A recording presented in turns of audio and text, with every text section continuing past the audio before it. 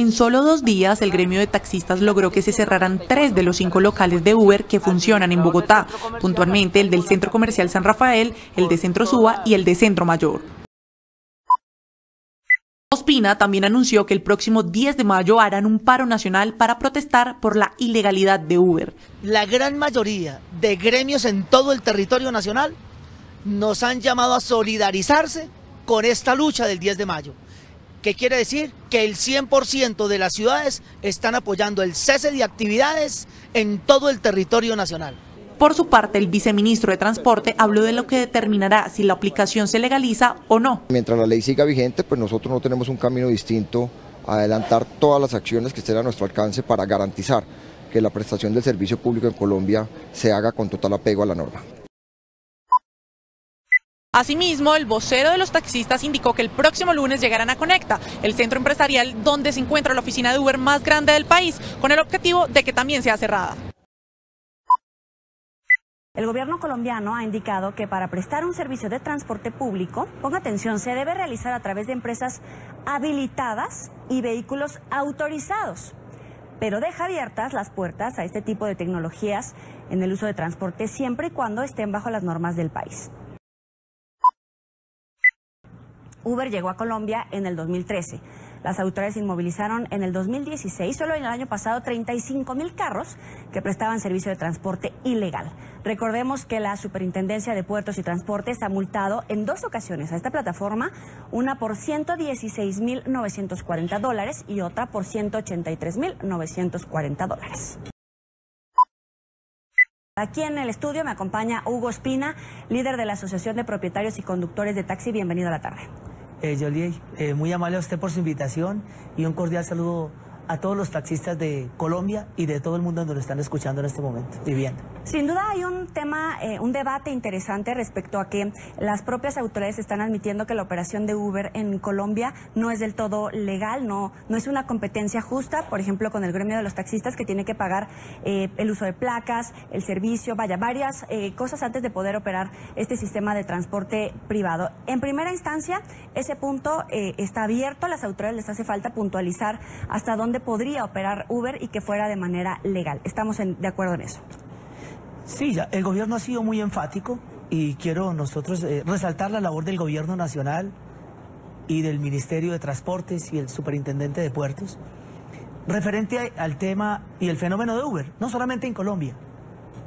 En todo el mundo, Uber llegó a irrumpir las legislaciones vigentes que hay en esos países, con un agravante. Uber no tiene ningún tipo de seguros para proteger a sus usuarios. En caso de que un vehículo se volque, un usuario quede minusválido, no tiene ningún tipo de seguros para proteger a estos usuarios. Uber está usurpando las funciones del Estado. Aquí el único que puede imponer tarifas del servicio público en Colombia son los alcaldes o el legislativo, en este caso el Congreso de la República.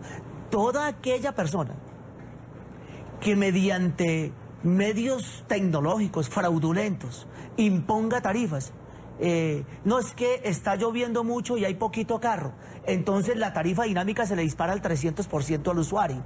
Cuando hay pico y placa, es decir, el horario donde no circulan los automóviles particulares, también de repente hay un incremento importante, además, por supuesto, en la tarifa. Hay una competencia desleal en el tema de tarifas. El Código Penal colombiano, el artículo 425 del Código Penal, dice que ninguna persona natural o jurídica puede usurpar las funciones del Estado. Por eso yo le instauré un denuncio penal a las directivas de Uber para lograr hacer lo que hicieron en Francia. En Francia se llevaron presos a las directivas de Uber y los tienen a buen recaudo y con una multa de 1.2 millones de euros. Y si su empresa es muy buena, yo retiro los taxis míos y me voy a trabajar allá a Uber. Pero en una empresa que diga Uber Taxis, no puede operar ni en particulares, ni en vehículos blancos o de servicio especial. En Colombia está permitido que cuando a usted le roben un celular, está permitido que usted como ciudadano capture ese bandido y se lo entregue a las autoridades, sin ejercer violencia. porque Está nosotros difícil. no somos autoridad, ¿verdad? Pero si a ti te roban el celular, te roban tu bolso, te roban el espejo, cualquier ciudadano, la Constitución Política Nacional dice que usted, como ciudadano, está en la obligación de ir y ayudar a proteger a ese ciudadano. En Colombia, la Ley 105 de 1993, que es el Estatuto Nacional del Transporte, dice que los ciudadanos, como tal, organizaciones gremiales, nos podemos unir para hacer vedurías con la policía para decir, mire, allá hay un vehículo ilegal que está prestando un servicio no autorizado.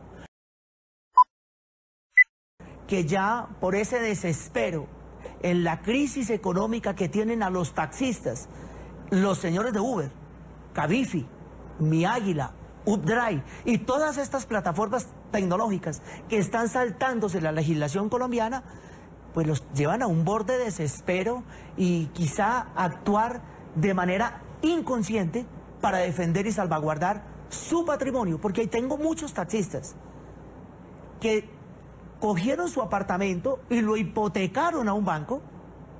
Cierto, también. Para poder sacar un taxi.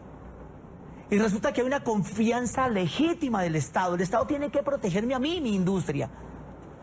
El Estado tiene que decir, oiga, venga, vamos a proteger este gremio de taxistas porque los bancos tienen un sinnúmero de taxis pignorados. Y resulta que al paso que vamos, tenemos más de 1.500 taxis pignorados que ya los bancos los van a recoger, se los van a quitar. Y como no pudo pagar ese crédito, la casa o el apartamento que él puso de garantía para pagar ese crédito, pues se va a quedar sin el taxi y sin la casa. Bueno, qué buena pregunta, Joely. Quiero decirle primero que todo que Uber no es que preste un excelente servicio. Quiero decirle, ¿usted sabe quiénes son los conductores de Uber, Joely? Cualquiera que quiera operar un automóvil. Le quiero decir, son los antiguos taxistas que vendieron sus taxis y compraron con un taxi 10 carros particulares. Entonces, con tal de no pertenecer a su organización, ¿compraron un Uber? Claro. ¿Están operando un Uber? Entonces, ¿en qué falla su organización? Ponle cuidado. ¿Para dónde va este negocio?